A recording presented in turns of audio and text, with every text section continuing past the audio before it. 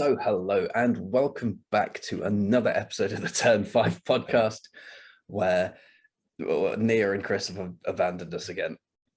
Well, Sick. Chris has. That's Nia's. Yeah. Nia's on a planned trip. Yeah. So she's in Germany for the next couple of weeks, but she said she'll send in a video of her predictions for next episode. So we'll still have some Nia content. Chris, however, we don't know. He's too unpredictable. But still, it's me and Ben here this week, and we're going to run you through our thoughts of what happened in Canada and news from around the paddock. Should we start with the news that broke before everything kicked off in Canada? That Melbourne has signed a fat contract extension to keep Formula One racing in the city until 2035 at least. And not only will F1 be there, but they've also signed for Formula 2 and Formula 3 to join them, which will be a first. So, and they're all of them are until 2035 at least, which is huge. Yeah, I think it's good. I know, like, the racing there can be pretty crap, but like it's a pretty big race every year. So yeah, I mean, and when we have Australians on the grid like Danny Rick and further down in the support categories and potentially Oscar Piastri in the near future, then an Australian race is kind of important in the same way that, you know, we have Silverstone may be a bit different because that's the home of British motorsport and the home of the Formula One World Championship, etc., etc. But like, we always hype up the events that have home drivers more than necessarily others do. Like, all the French drivers get more hype around the French Grand Prix than other drivers, which is why I still want, you know, a German Grand Prix to come back, because Germans. Yeah. And, you know, there's always a good amount of support for a Grand Prix. And, I mean, all that news kicked off on, that came out on Thursday, didn't it? It was like press conference day, I think. It was before all the driving. It was before the driving kicked off. It's probably on Tuesday. Knowing our luck, yeah. Yeah, just as I've hit submit on the episode upload. Breaking news again. Yeah. Why does all of the F1 news have to happen after we record an episode? It's like they're just trying to do it to annoy us, and we're not even that big, which is like the extra kick in the teeth. But then we had lovely mixed conditions over the course of the weekend. Friday was dry. It started on Thursday with it absolutely dipping down. Yeah. And everyone be like, oh no. The pit lane flooded. Then there was no water to be seen. Then it chucked it down on Saturday, but stopped right as qualifying started, so that it dried, but not quite enough for George. And then there was no sign of rain on Sunday. So it must be chucking it down as we record now. Probably, yes. Should we just talk about the qualifying real quick? But the third practice, firstly. Oh yeah, FP3. We have to cover FP3 because of my bold prediction. I said a groundhog would get splattered. And thanks to the Canadian himself, Nicholas Latifi, there is one less groundhog on the Ile Notre Dame. So I think I've just won bold predictions for the year because Ben said that was 100 points. So I'm just going to call myself the grand champion already. I thought I got away with it after Leclerc just missing one. I was like, oh, that's all right.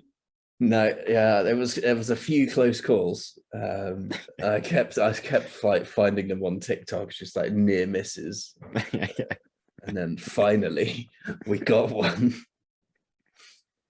R.I.P. to that groundhog. Yeah, rest in peace, Gary the groundhog. Yeah, we have no idea if it was actually Gary or not, but I've just seen Gary floated around on the internet. it's just alliteration, really, isn't it? Yeah, Could be Gertrude. That's specifically a cow's name, that one. No offense to any Gertrudes that listen to the pod, but I doubt it, considering our age demographic is specifically younger people. I don't know my son that later. Gertrude, but not later. Your son later in life. Okay, Gertrude. Just pop down the hospital, name a child Gertrude, and leave. Just rob the birth certificate. Absolute mad lad. Yeah. Then we got round to qualifying. Actually, we got announced beforehand that basically everyone's predictions for the weekend were going to get tanked because Leclerc was receiving an engine penalty. Yeah. So yeah, Leclerc got a 10-place grid penalty. Tsunoda had a God knows how many place grid penalty because he swapped out engine components as well. And that meant Charles started 19th. Yeah. Which is great.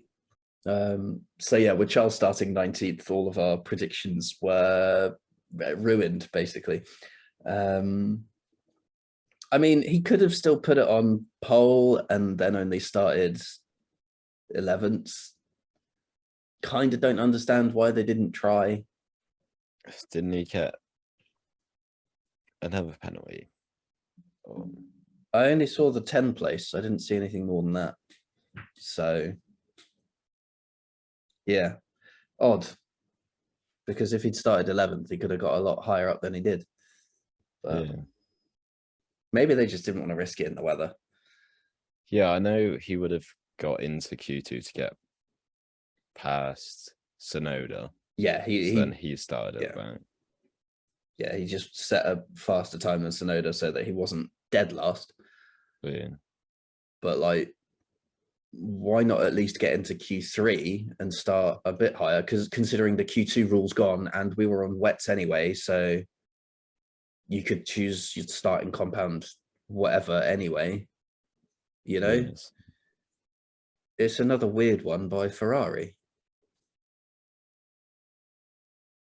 Very odd. He only got the one, I think. Yeah. So that's why it doesn't make sense to me, because that car had pace. Carlos proved that. And if he could have dumped it, you know, P2, P3. Leclerc was on the pace as well. Yeah. If he could have put it in P2, P3, he would have started, you know, P12, P13. Could have been there. Could have got a podium. I don't know, unless there's some rule around it or something. I don't know. Well, the rule is he got a 10-place grid penalty, isn't it? So yeah. They've just taken the no risk approach and I guess put less miles on the engine, but it's qualified.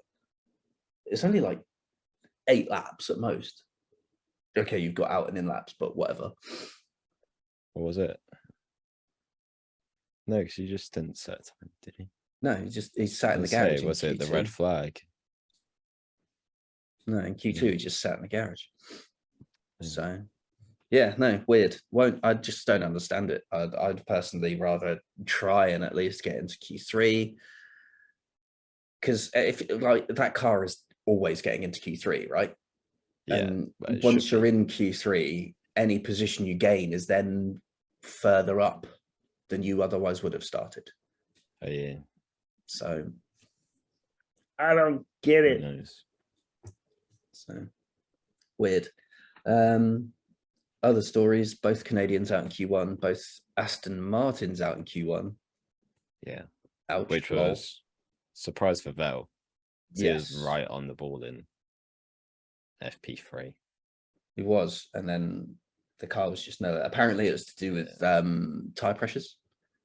Right. So they they'd ramped up the tire pressure to get the temperature into the tires, but where the track was drying out so quickly, it was overheating the tires, so it wasn't as effective as they'd hoped, and in fact was quite the opposite. Because we know how, like the wets are so much more delicate when you get onto a drying track. Yeah. So put a bit too much heat in them and suddenly you've got slicks again. Other than that, Max on pole. Perez binned it. El Plan P2. That was mental. I couldn't believe it. And then Carlos P3. I mean, Carlos tried it, but just it tried a bit too hard. It probably would have been second had he not bottled the last chicane. Yeah. But, when you're going for it, these things happen. Trying too hard. Yeah.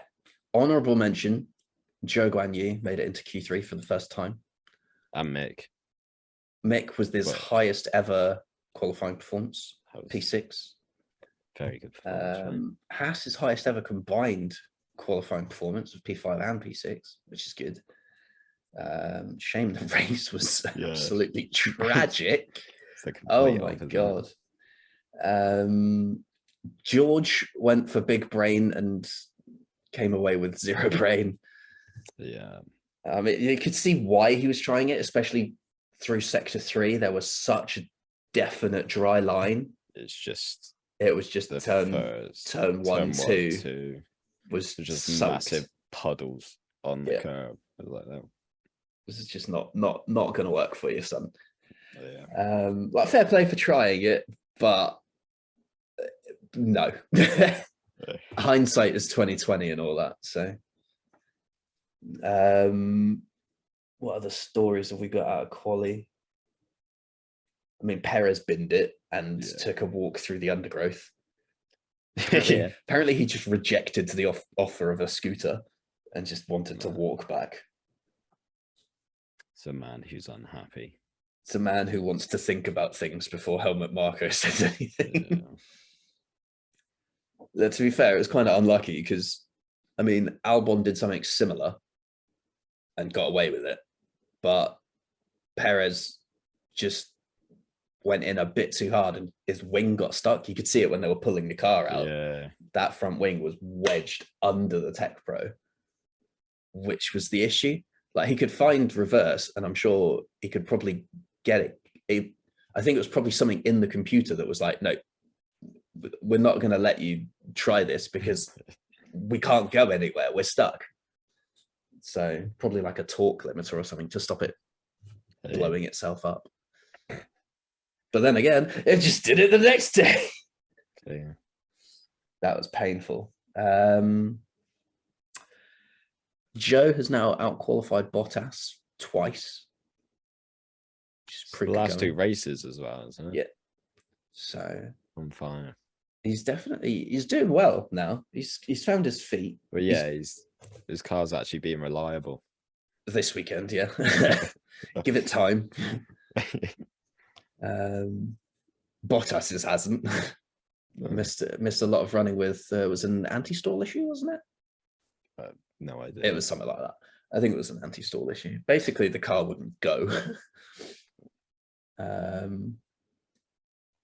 Danny Rick made it into Q3. Lando had a sensor fault, which resulted in a power unit swap overnight back into an older power unit. So it was one that was already in the pool, which meant he didn't get the engine penalty, but the engine had more miles on it, so it was slower than he otherwise would have been with a fresher engine. Yay.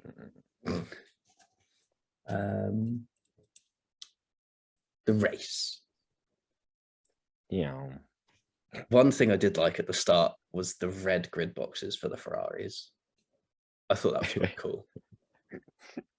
I mean, it was a nice little tribute. Yeah. Shout out to Villeneuve.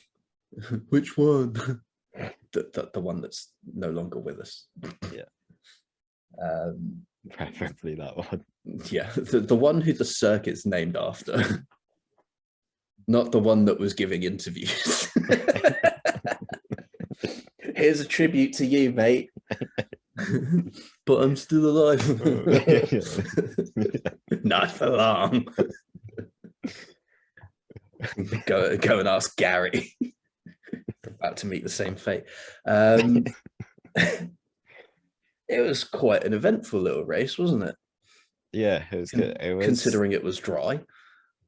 Like, after you've had wet qualifying in a dry race, you sort of think, well, I mean, the last example of it was Imola, and that wasn't exactly a blockbuster, was it? Yeah, but the start was all praise on Alonso getting the dive bomb in. It just didn't happen, did it? No, but Max has just shut off.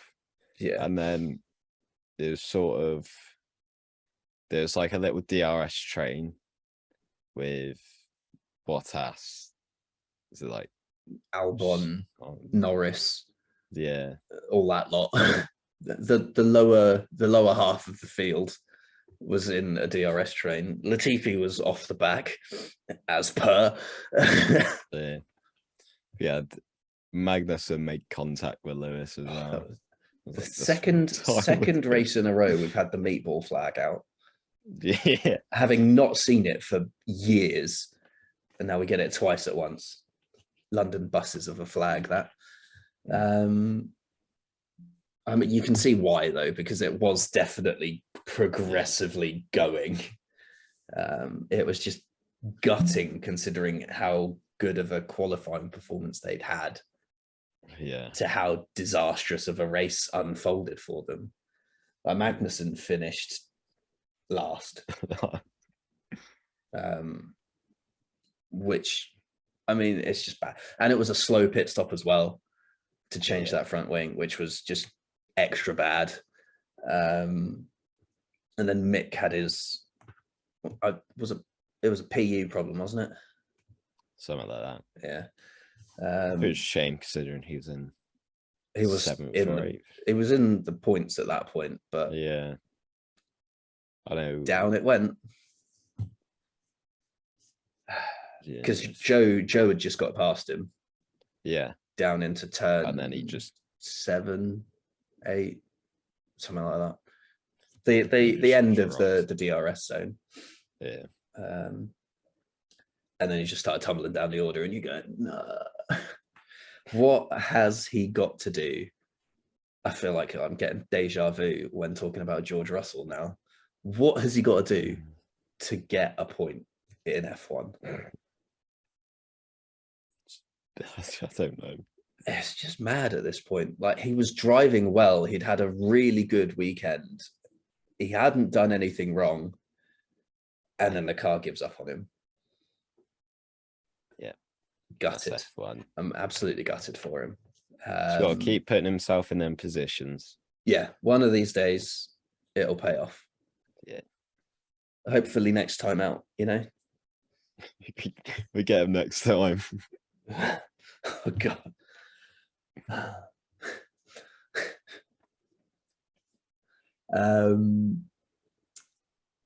But before that, we'd had Perez give up the ghost with his transmission or something. Lots of revs, no drive.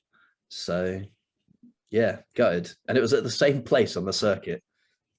Yeah. Oh, we've missed a trick there. We should have done the Cars meme where they've got the camera.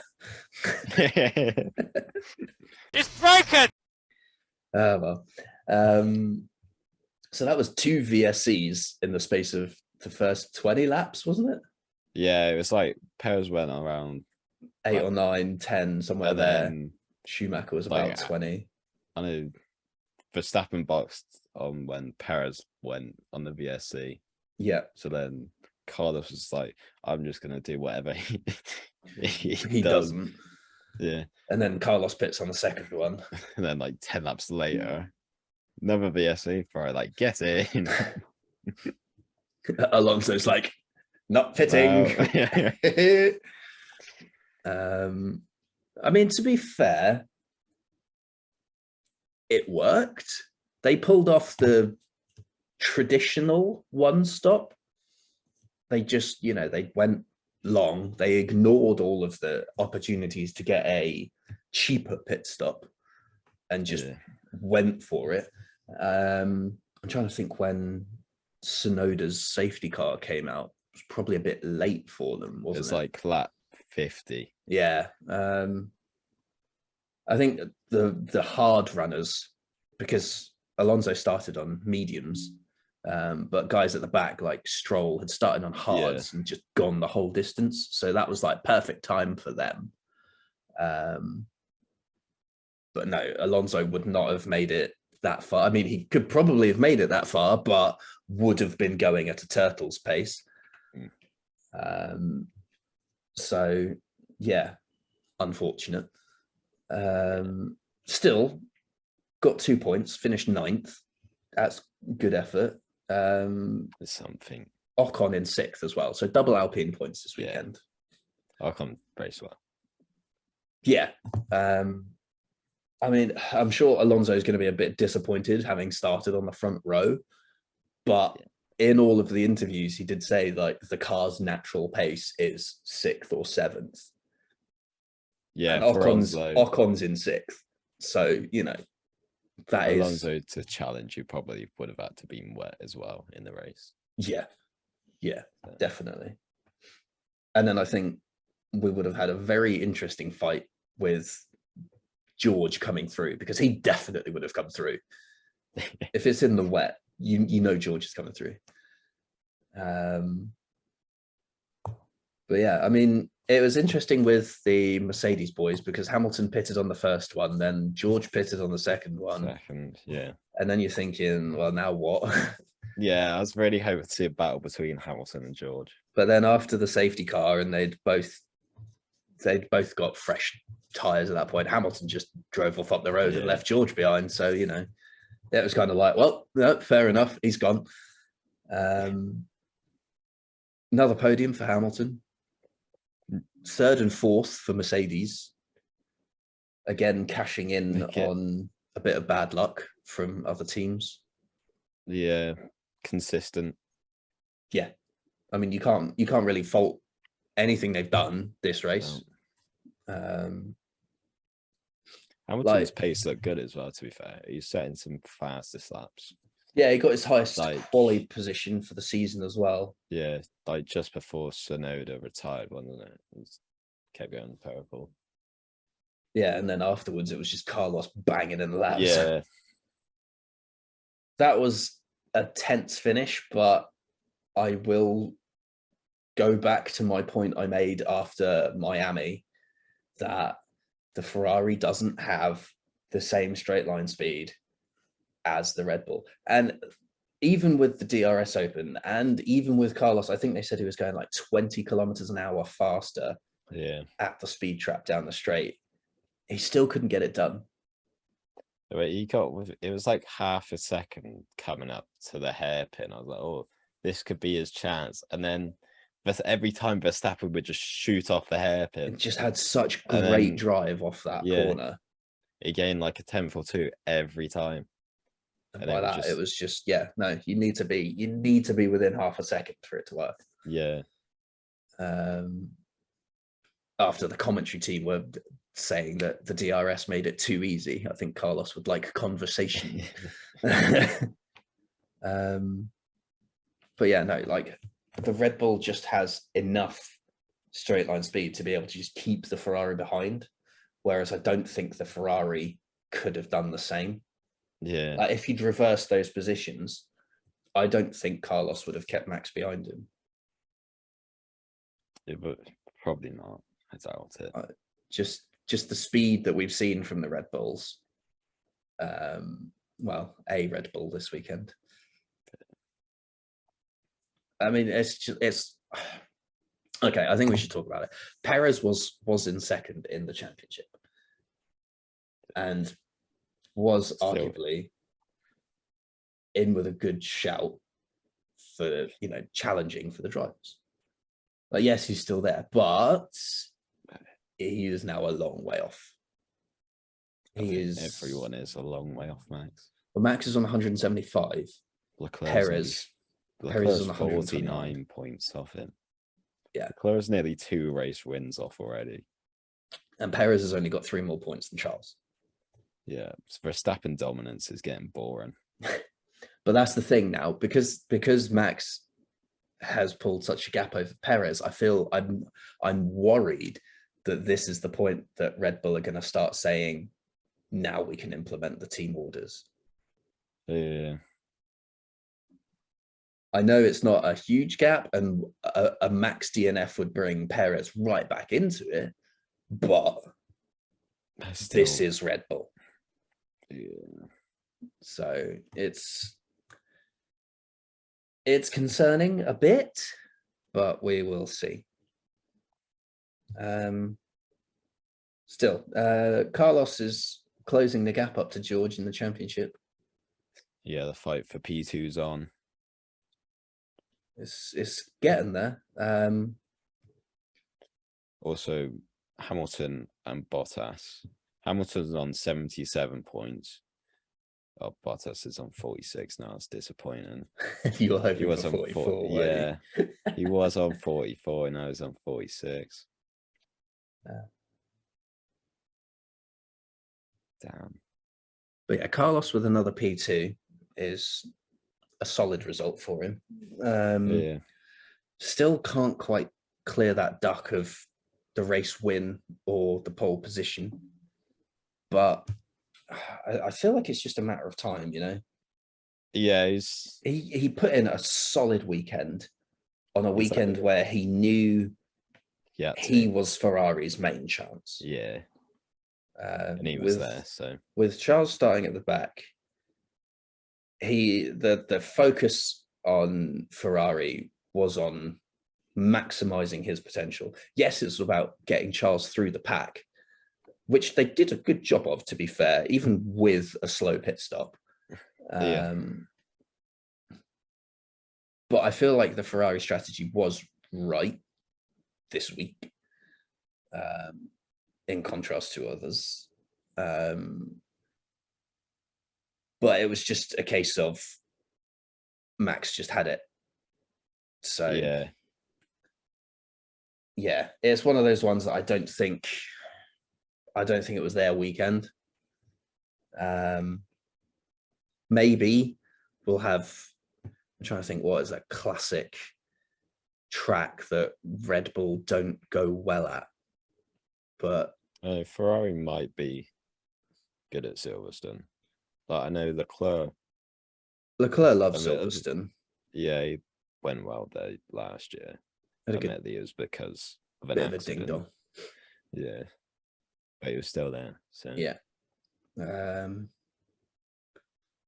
I mean, I just kind of, what do we reckon? Best race win to get for Carlos, first one, Monza? I'd say Austria. Red Bull's backyard. Oh, okay. Given the away treatment. That or Zandvoort. That'd be funny. Oh my God, yes. That would be quite interesting, actually. Yeah, I mean, to be fair, either of those would work. I mean, I was rooting for him to go for Spain, but obviously that didn't happen. Yeah. But, you know, these things happen. It happened to Max, so, you know, obviously it can happen to the best of us. Yeah, so, like Austria last lap overtake. Charles's revenge. Yeah. Does it in the exact same way as well. Yeah, just barges him off. Says, have some of that. Charles gives his regards. You just whack up the middle finger after he's done it as well. Just for added bants. Oh God. There's a burnout on the race line as well. But yeah. I suppose we should talk about a couple of bits of news. Gasly has his race seat confirmed for next season, so he is apparently staying with AlphaTauri. I mean, this is what they've said, but it's Formula One, and we know how contract can change. So, yeah. But at the same time, I feel like maybe next year would be a better option for him in terms of waiting it out and seeing what happens with the transfer market, because more drivers are out of contract next year. Yeah. And there's, rumors that he's waiting for Hamilton to step aside, or that once Ricciardo's out of contract, he'll step into the McLaren. Hopefully. Want to see him in a faster car. Yeah, exactly. That's the thing. He will want to take a forward step in his career. If the McLaren doesn't improve, I don't see any real merit in swapping from AlphaTauri to McLaren. I don't know. I feel like with McLaren, there's always the opportunity of it being the best car in the grid. AlphaTauri will always be second fiddle to Red Bull. Yeah, but at the same time, he's got that race win. Yeah. So, but you could change that for the opportunity of multiple race wins and a championship. I don't see McLaren being there just yet, or when he gets into it. I think that if anything, if he waits for next year and then Mercedes becomes a viable option, then I feel like that would be the one. I can't see Lewis leaving yet, though. No, but his statistics are taking a hit now. Like, yeah, he's still doing all right. I still think he wants one more season being at least a title contender. Yeah, well, they got a lot to figure out before then. Yeah. Do you reckon one of his stats is going to get broken this year? Because he has a race win in every single season he has partaken in. Yeah. Do we reckon this is the year that he does not achieve a race win? It's tricky, isn't it? Because all it takes is one incident up the top. Yeah. And then that opens a door. But I will say it is looking like the least likely for a very long time. Yeah, but then at this point in 2009, you probably would have said the same thing. Yeah, which is why I'm kind of like, will it happen or not? Yeah, because he has had... Depends how much the Mercedes improves between now. Yeah, he has had a race win in a year where he hasn't had a competitive car. Yeah. So, all we need is Crashgate. Yeah, there's got to be one chaotic race on there, like Germany 2019 or something. Yeah, just not where he loses his wing. Yeah. He needs someone else to do that this year. He needs Max to do that. Needs Max and all of the Ferraris. He needs another Bottas bowler. Yes. Yes, he does. Because he is now Esteban Ocon. Yeah. So, but I mean, the midfield is tight, which doesn't help his case, really, does it?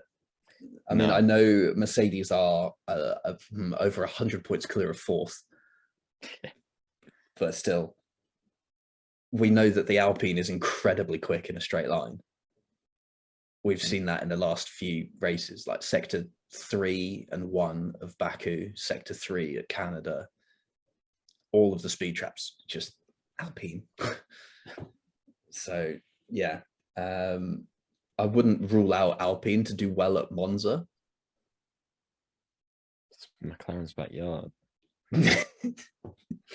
Look, we can just we'll go. We'll invent the car's camera and we'll do it. Me and you, yeah. Right. Yeah. We got this. We've got 3 months, well, 2.5 months to figure out how to design a camera that does that. That destroys an F1 car engine. Just should be easy enough, right? It's like the thing on games where it's like a EPU or something that you shoot at a car and it just destroys its electronics. Oh God. Yeah, we're gonna have to figure something out if McLaren are gonna do well this season. Yeah. But to be fair, Lando's had a podium this year. We'll take that. Yeah, I think that's about That's about it. I think that's done. If we're being real.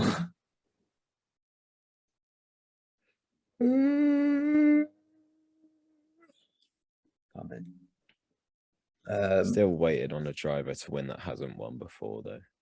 That's yeah. sad. Well, I mean, Carlos is still there. George is still there.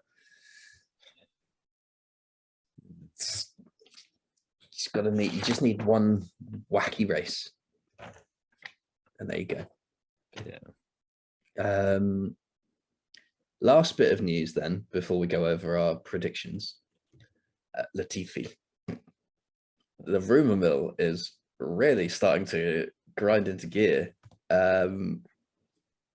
Rumors are that Piastri is potentially being announced at Silverstone, which is huge. I mean, he's 21st in a 20 driver championship still. Yeah. And he's well off the pace of his teammate. He's well off the pace of the rest of the field. He only finished 16th because Magnussen had bad pit stops. So just the 15 seconds off his teammate. Yeah. After a safety car on lap 47. 50. Yeah. So he lost about 15 seconds in 20 laps. Yeah. That's what, 3/4 of a second a lap, something like that. It's not great, is it? No, that's pretty terrible. And I think the stat still stands that he is the only driver on the grid to have not run a lap in a points paying position this year. Oh. Yeah. He just needs to start the race on hard and go to lap 58 when everyone pits. And he might be in 10th if he's lucky. He'll still be too slow. It's probably true. He needs to crack his tank out. Start on softs and then cut the first corner. Johnny Herbert. Yeah. Bahrain. Yeah, so apparently Piastri is getting announced. We don't know when it's going to be for. Most likely is start of next season. But it could be after the summer break. We don't know. We know nothing about it. It's just that the amount of speculation that's been building around it, and the fact that Piastri has a clause in his contract with Alpine that says if Alpine don't find him a drive for next year, by the end of June, he is free to sort out his own drive. Yeah. So yeah, I think Alpine are doing this as a way of cementing his still keeping hold of Piastri within their sort of bubble, like the way that they've sent out Red Bull send out like other drivers, like they've got Albon in Williams, but Albon's still got Red Bull on his helmet, sort of thing. So I don't know. I feel like this is one of those things where he's going to have like a clause in his contract that says that Alpine can yoink him. But at the same time, apparently Williams are looking at swapping engine provider to Renault, which would probably save them a few quid considering they're currently with Mercedes. And that would also very much sweeten the deal with Piastri. Yeah. I'm sure there's probably a deal there like that. We'll give you a discount on our engines if you take our driver. And they're like, yeah, we're signed with that. I mean, that's a win-win for both teams, really, isn't it? Like Williams can save money, and they get a talented driver, and Alpine get their talented youth driver some proper race experience.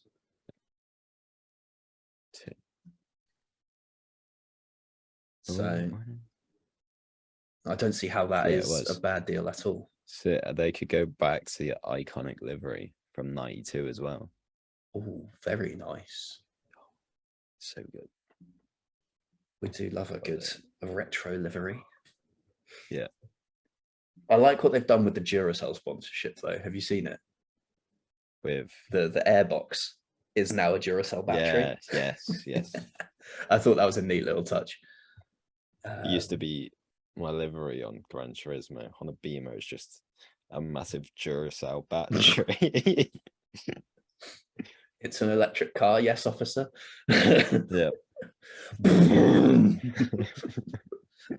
Yeah, it's just added sound effects. Incredible. Right, predictions. We have covered a couple of them already. So my groundhog squish happened. Nia was incorrect by saying there was no points for Red Bull. Kind of half there. Chris said there'd be rain at some point during the weekend, and qualifying was wet. So it's not a bold prediction. It's not really. I'm going to give him a half because I'm stingy. And he's not here to argue his case. So unanimous agreement, you happy with a half? Yeah. Sick. The council has approved 1/2 point. Ben, a Canadian didn't crash in the race. Gutted. And there were no Mercedes engine blowups. Chris's fault. Yeah. Lap down showdown was a bit of an interesting one. Ben, you got the closest lap. But not the driver. But not the driver. Everyone else got the driver. Yeah. And nobody got the laps down correct. Because of the late safety car, he finished 0 laps down. It was Latifi, obviously. And he first got lapped on lap 31. Ben, you said 34. I said 26. I was the next closest. So it's sort of a tie between everyone, but it's sort of between me and you, really. You said Mick, so would have taken. I suppose if it had been him instead of Magnussen, maybe you'd have got it, you know. But no, alas. Podiums. Ben, I am so sorry you came last this week. Yeah. You got 1 point. For Max, and that's it. Yeah, me and Nia got 3 points each. I said that Max would win, and Nia said that Sainz would finish second. Sonia got 4 points for saying that Verstappen would get pole and win, and Chris got 7 points for saying that Verstappen would get pole, Verstappen would win, and Hamilton would come third. So I need to update my standings, which I'm definitely not doing right now because I've forgot that bit. So Nia is in last now on 20 points. Chris is on 24. I am on 25. Ben, you're on 28. And Sonia is on 33. So it's sort of closed back up again now. It's just Nia off the pace. Yeah. So, which is a surprise. Yeah, it is. I think she'd done that sort of the same last year, though. Oh, well, she get her massive selection right at the end? Oh, God. Yeah, I think so. Right, we'll have to keep an eye on that then. Yeah. Oh, social media. Mason won this week with 6 points for correctly predicting a 1-2 of Verstappen and Sainz. R. Dunn came in second place, correctly predicting that Verstappen would win and putting Sainz on the podium. And Wev was third by predicting that Verstappen would win. Vince was last because Latifi did not get a pole and Latifi did not finish first, second, and third. So, yeah, no points for that, I'm afraid. Strong predictions, but, you know, unlucky, mate, I guess. Who's close? I think that's about it, isn't it? I think it is. With that said, then, thank you for watching and or listening. Like, comment, subscribe, rate 5 stars, give us a follow, all of that shenanigans. Share us around. Let's see if we can get some popularity. Maybe a few more listens here and there. Yeah, that'd be nice. If anyone listens, if anyone knows anyone in Spain, it's like one of the major European countries I'm missing off my analytics map. Can someone send it to someone in Spain? We're missing in Spain. Yeah, I know. Bollocks! I would have listened to it on holiday. You should have said. I forgot. We missed the chance. We missed the opportunity. God damn it. You got a listener in Germany or not? Oh yeah, we've got a few. That's Or at least we've had a few listens in Germany. Danke. Vielen Dank. Danke. But yes, join us next week for our Silverstone predictions and anything else we decide to cover, because I haven't planned anything yet. Organized. Yeah. But until then, thank you and goodbye.